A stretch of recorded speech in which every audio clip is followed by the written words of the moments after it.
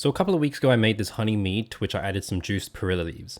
I wanted to try creating a Korean inspired honey mead, which is why I also chose to ferment it in a Korean traditional earthenware pot called a hangari. While I'm aware this is not ideal for fermenting, it was something I wanted to experiment with, and if it didn't work out, it's not a huge loss for me, only a couple of weeks of time, which I don't mind losing since I'll still learn something from this experience. I've been keeping this in a room in my parents' house behind the kitchen, which keeps a very stable temperature, and since this is an earthenware pot, light is not an issue at all. I tried my best to leave these be, however I must admit curiosity did get the better of me once or twice when I took the lid off to have a glimpse and a sniff, and the smell was actually really good, much better than I was expecting. Well, now I think it's time to rack these into different containers and also give it a taste. Now since this doesn't have an airlock and I don't have a hydrometer, I don't have a real way to check if fermentation is really completely done. But given that this has been going for about 3 weeks now and I've used a smaller ratio of honey to water, I think it's safe to assume that this is done fermenting. Since I made this, I went to Seoul and I found a homebrewing store that sells all the homebrewing equipment that I need to do this properly.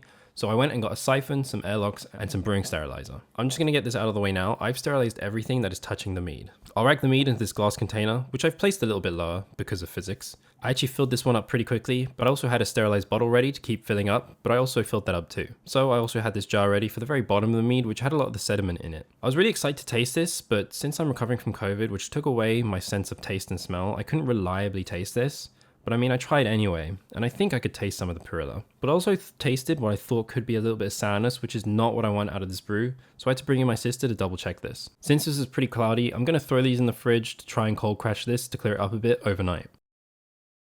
Excuse the change in camera quality here, but it's the next day and this is what we're left with. To be honest, it's not much better than yesterday, but I can definitely see that there's some sediment at the bottom of these jars. I've gotten a bit of my taste back, so I'm giving it a taste. It is semi-sweet and not too dry, and I can definitely taste the perilla, however it's not as pleasant as I would like it to be.